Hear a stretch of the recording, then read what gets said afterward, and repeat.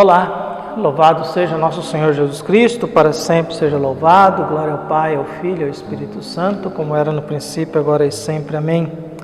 Queridos irmãos e irmãs, hoje é terça-feira, segunda semana da Páscoa, dia 13 de abril, e o evangelho que nós temos para rezar hoje vem de João, capítulo 3, de 7b a 15.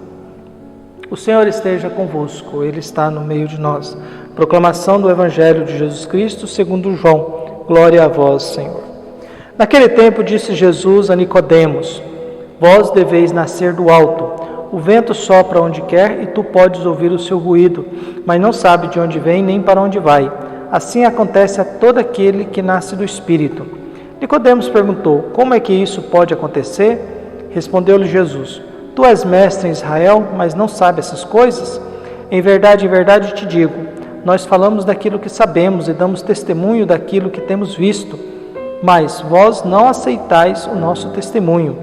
Se não acreditais quando vos falo das coisas da terra, como acrediteis se vos falar das coisas do céu?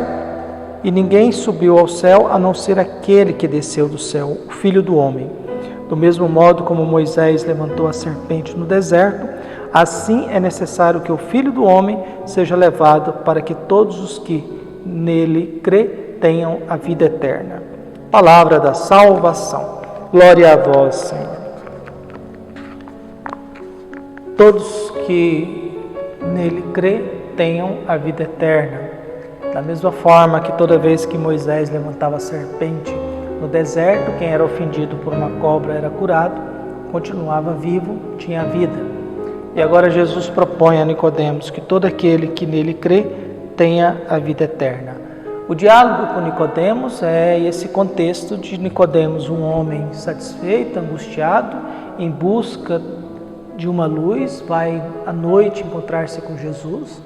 Jesus o convida a nascer do alto, quer dizer, nascer do alto é nascer pensando nas coisas de Deus, nascer pensando na vida plena, nascer buscando a eternidade, pensando no reino de Deus.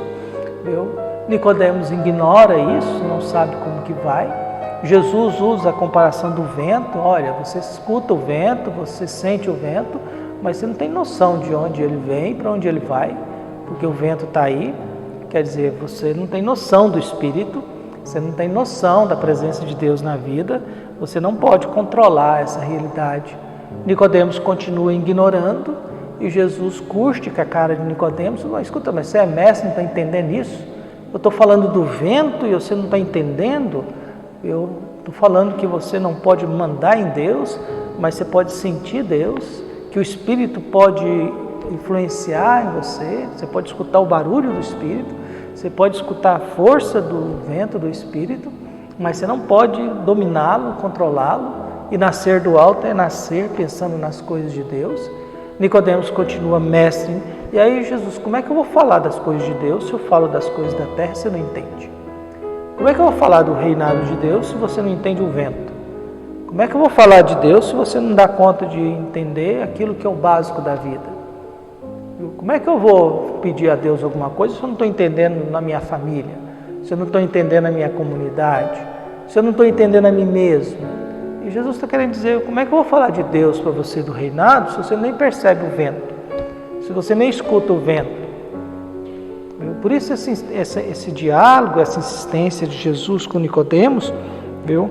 E ao mesmo tempo Jesus vai se apresentando: eu falo do céu porque eu vim de lá, mas se você não vem de lá, você não pode falar de lá. Em outras palavras, se você não faz uma experiência de fé, se você não faz uma experiência de Deus, se você não faz uma experiência do Espírito movido, é muito difícil a gente falar de Deus. É muito difícil a gente perceber o ressuscitado ao nosso encontro. A gente vai continuar como Nicodemos, na ignorância e ao mesmo tempo à noite. Que ignorância é uma coisa muito comum hoje em dia. Nós, ignorância no sentido de ignoramos o conhecimento de certas coisas, e ignorância no sentido de dar palpite daquilo que a gente não conhece. Daquilo que a gente não conhece. Há uma ignorância generalizada nas redes sociais, né? Há uma ignorância hoje generalizada naquilo que é publicado. A gente não acredita naquilo que é a ciência, mas acreditamos na opinião de um desconhecido que a gente nunca ouviu falar na vida. A gente não acredita na ciência, mas acreditamos no palpite de algumas pessoas que não tem nada. Quer dizer, é muito estranho esse comportamento nosso. A gente não acredita nos meios de comunicação oficiais, que tem uma estrutura de responsabilidade, de hierarquia jurídica, que uma notícia falsa pode gerar um processo grande, mas nós acreditamos nos vídeos de gente que faz isso no fundo de quintal ou dentro do quarto e damos valor a essa informação e nunca conferimos essa informação diante dos meios oficiais que tem uma estrutura de informação, que tem um princípio de informação. Então vivemos essa ignorância, talvez estamos igual Nicodemos, no mundo da ignorância. A gente não lê a Bíblia, mas a gente escuta as bobagens que se falam a respeito da Bíblia. Viu? Então, o que a gente vai percebendo no decorrer da vida é que às vezes a gente não quer mesmo saber disso. E Jesus fica grilado com Nicodemos. Você é chefe, mestre, não consegue perceber essas coisas? Em outras palavras, Nicodemos está com dificuldade de entender Jesus. Nicodemos está com medo de perder o seu campo de trabalho, a sua missão.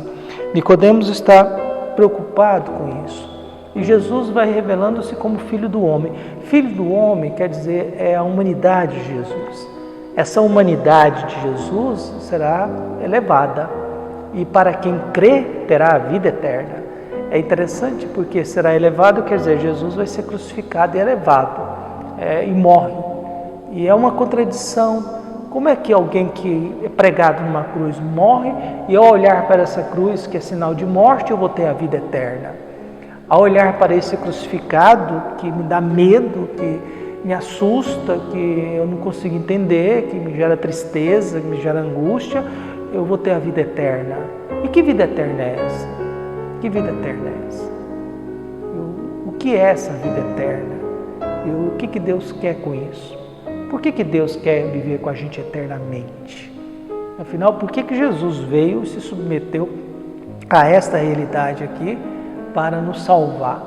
Afinal, que amor é esse que Deus tem, que a gente olha para uma cruz, que é sinal de alguém que morreu ali, e ali eu vou ter, através dessa cruz, a vida eterna. Talvez bom a gente lembrar que Jesus morre porque é fiel a Deus. Jesus morre porque é fiel a Deus. A fidelidade de Jesus é que determina que Ele o ressuscite. Porque é alguém que não se submeteu ao pecado e ao mesmo tempo pela sua fidelidade, Ele acaba sendo ressuscitado por Deus. Então a minha prece hoje é que a gente possa talvez fazer o mesmo caminho de Nicodemos, tentar entender.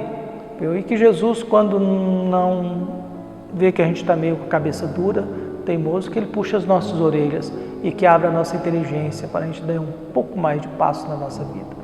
Um abraço e até mais.